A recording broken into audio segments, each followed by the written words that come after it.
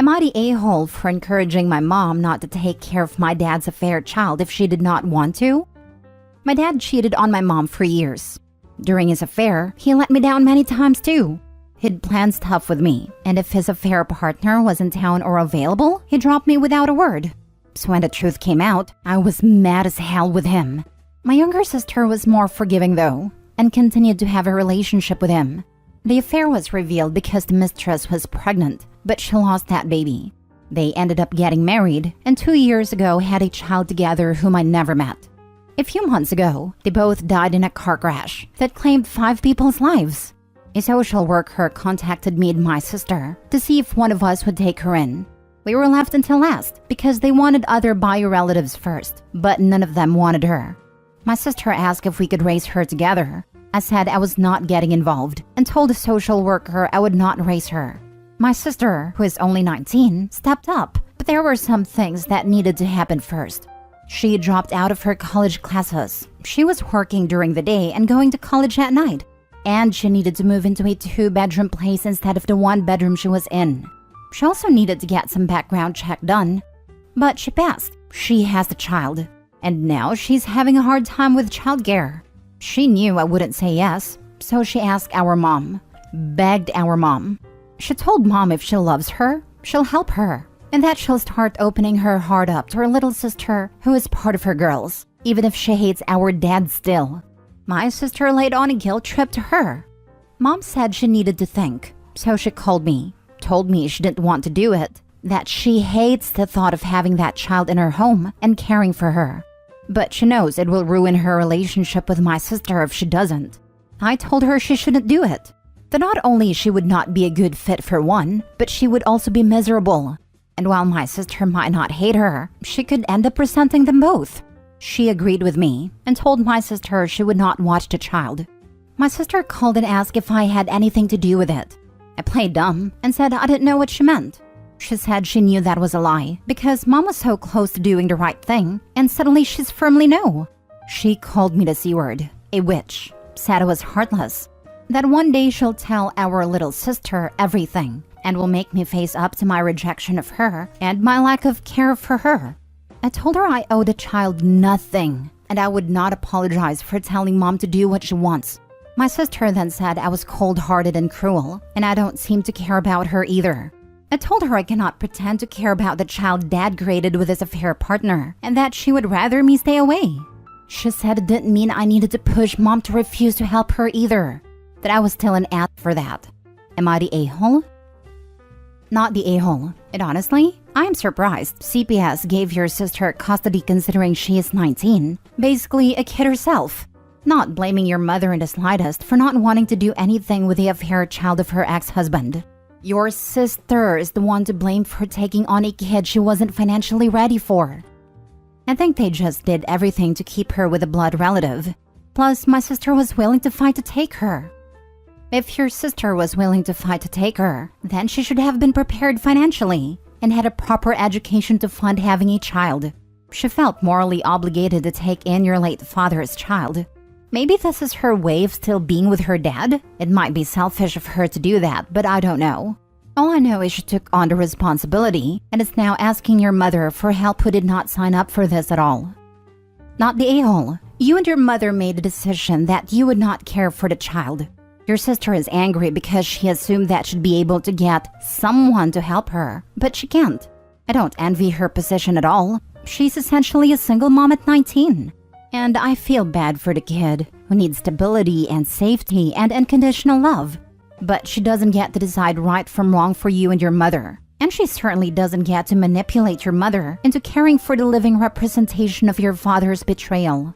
It's honestly in the kid's best interest that you and your mom don't care for her. Kids are perceptive. They know when they aren't liked or wanted. And she absolutely doesn't need that right now. Anyone who plays the "if you love me you'd" card is almost always a shameless manipulator, and therefore the a-hole. I think my sister assumed we'd change mom's mind once she had taken the child on, or maybe that mom would be willing to help her out fully. She thinks I was wrong for saying no already. This is all making her angrier, because she claims she's our family. I know she's always had a relationship with a child, but I have never even met her, and I don't plan on that changing. I know my sister doesn't like that, but staying away is the right thing. Because, like you said, kids know when they're not wanted. Next story. Am I the a-hole for not being an active grandparent? I, male 47, have a son Jake, male 26, who has his own son Mike, male 5. Jake's mother and I only had a short-term relationship, and it was an accidental pregnancy. To be blunt, I never wanted to be a parent, particularly not at 21. However, Jake's mother did, and it wasn't my decision. Although we have always kept the peace, things have always been icy between us due to that. However, I always tried to do right by Jake. I would have him over other weekend and for a month during the summer. Would do my best to deliver on anything he asked of me. Treated him kindly and tried to be a good father. Then, at a certain point, his mother married a guy Jake hated, and I had him move in with me once he was 13. I won't lie, I wasn't cut out to be a parent. I love Jake, but I just hated parenting. I did it anyway since he was my son. We have a very good relationship, and I've never shirked any responsibility to him. Jake also became a father at 21. However, he was all for it and is happily married to Mike's mother. I also got him into my electrician's union and had him set up on some good jobs. So, he was on much better footing than I was for a child. Back then, we had a long talk, and I told him, Jake, being a parent is a very different life. It is hard, exhausting, and on a day-to-day basis. You don't really get to do what you want to do very much. It will be a very long time before you don't have that kind of responsibility anymore. Then, the conversation turned to how I'd help him. I told him no, I am retiring from parenting. I am turning back to my own life. He has his own home, union job, is engaged, and adult enough to decide to have a baby. He's the adult now. He's the parent. I'll be around, and if there are any emergencies, obviously I'll do what I can. But I won't be an active grandparent. I've largely held to it. I have been doing a lot of travel, I have a girlfriend, hobbies, and to be blunt, I'm doing all the things I didn't get to do in my 20s. Do I see Jake and his family? Yes. However, I rarely agree to babysit. Jake resents that I don't go to Mike's games because they tend to conflict with my weightlifting club, and that I'm pretty hands-off with Mike. Things came to a head last week when Mike had a baseball tournament and I refused to go because I had plans to take scuba class with my girlfriend, which admittedly could be rescheduled. I didn't tell Jake this, but I spent so many Saturdays bored out of my skull watching Little League when Jake was little. I always cheered loudly, was crazy supportive, and never let on that it was like watching paint dry. But this is no longer my responsibility. So I told him, Jake, I spent 20 years parenting. That's enough.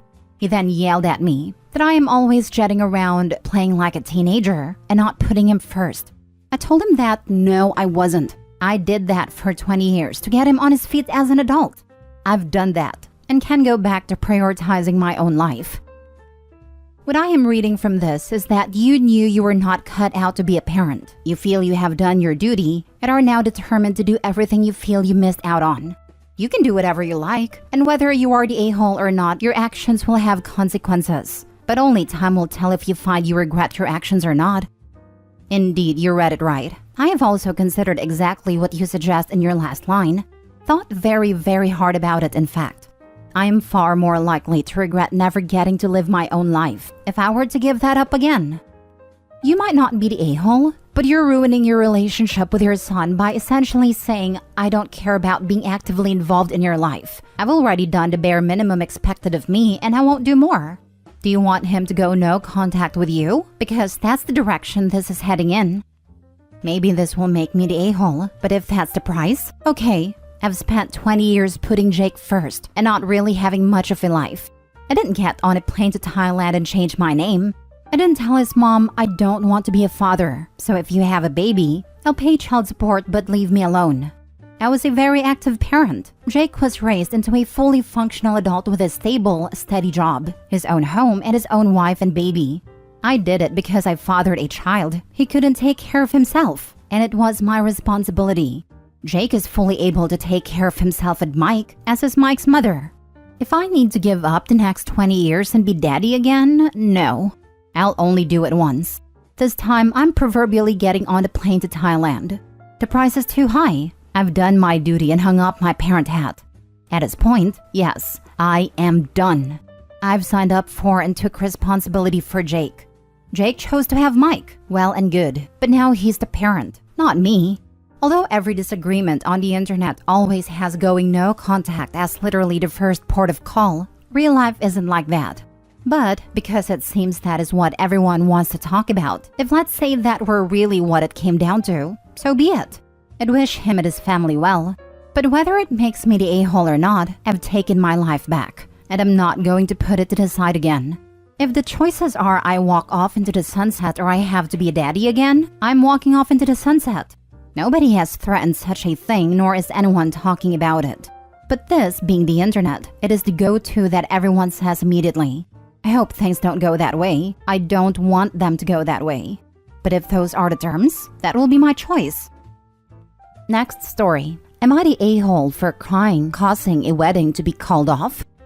I'm 31, female. I have a friend named Anna, 35, female, and Alex, 33, male, has a 7-year-old daughter named Frankie who has a severe peanut allergy. Alex is very protective of Frankie and takes great precautions to ensure her safety. One day, Anna and I decided to go to a restaurant, and we informed Alex beforehand. He explicitly told us to make sure that there were no peanuts in the food. Unfortunately, in the midst of ordering our meals, I completely forgot about Frankie's allergy, and she ended up eating something with peanuts in it. This resulted in Frankie having a severe allergic reaction and requiring immediate medical attention. Upon learning about the incident, Alex understandably became angry and upset. He directed his frustration towards me and Anna, stating that we should have asked about the presence of peanuts in the food. Furthermore, he expressed that he no longer wanted me around Frankie if we couldn't be more responsible. I busted out in tears. This argument escalated, leading to a major fight between Anna and Alex and ultimately causing their wedding to be called off.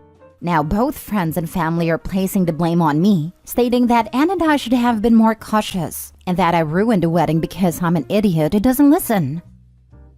Info. Were you the only one ordering? Could Anna have identified that there was peanut in the food? Why did the argument escalate? Why did you not simply agree you had been irresponsible and agreed to not be around Frankie? Anna told me it escalated because I was the one who ordered the food, because Anna had to relieve herself and she was in the bathroom when I ordered it.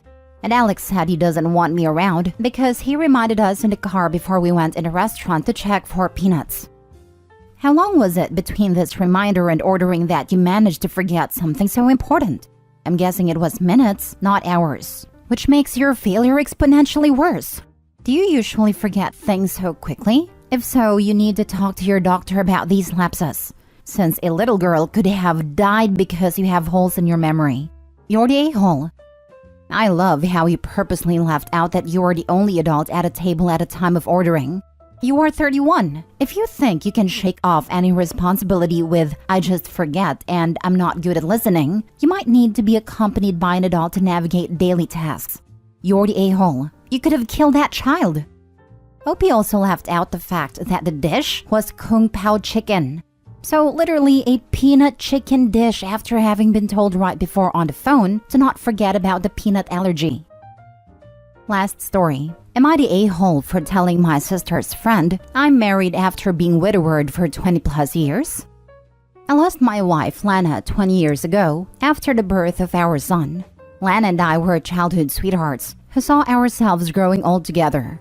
She was my everything, but during her pregnancy they discovered she had cancer. And because she was already terminal, she dedicated the final months of her life to giving birth to a healthy son and making sure he and I would be okay. She died hours after he was born. The pregnancy, as well as the delivery, C-section, weakened her significantly, only living long enough to get one photo with him. It was such a painful time, and I always knew I would consider myself married until I pass away as well. This was difficult for my family to understand.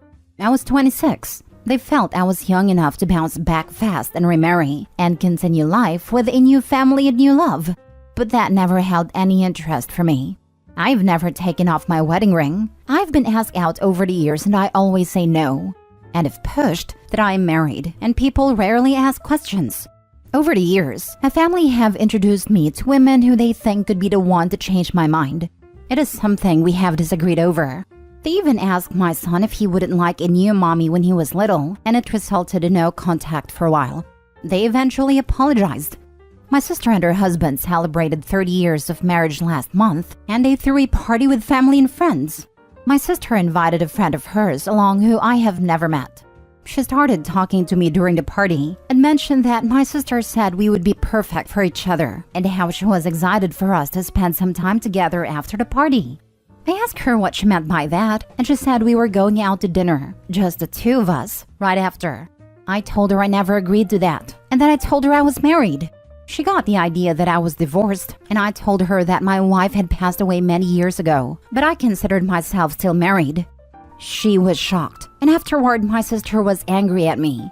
She told me I had made her out to be a liar, and her friend was hurt that she tried to set her up with someone who was so hung up on someone else. I told her I had made it perfectly clear I would not be dating, that she was the one who gave her friend the impression I wanted to date. She told me telling people I'm married when I'm not anymore is wrong, that it pushes people away and gives them the wrong idea. I left early because she was not willing to let it go. Afterward, my brother-in-law said my sister meant well and that I have to understand where the concern comes from, because even though I found my own happiness, it's not the way my family wanted me to, and they worry even more now that my son's in college. Am I the a-hole? Not the a-hole. I'm a widow. It's only been 4 years. My mom was widowed twice. My first dad died while she was pregnant with me. My mom told me that we stay married in our heart, soul, and mind, and I've found that no one understands that, but I do. You are not the a-hole all the way. It's nobody's business how long it has been. You are married, period. If no one understands, too bad for them. Time is relative. 4 years later, it feels like I just found his body again and again. Take care. I'm terribly, terribly sorry. Your wife must have been as amazing as you. Be strong.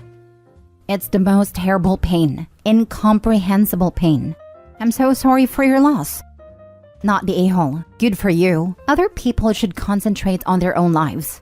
Even though I found my own happiness, it's not the way my family wanted me to. So what? You're happy. I am happy for you. Why can't they be? I don't think my family believes in happiness outside of marriage and having a family with your spouse. They think anyone who doesn't want that again is somehow incapable of being truly happy. They're also not very good at listening.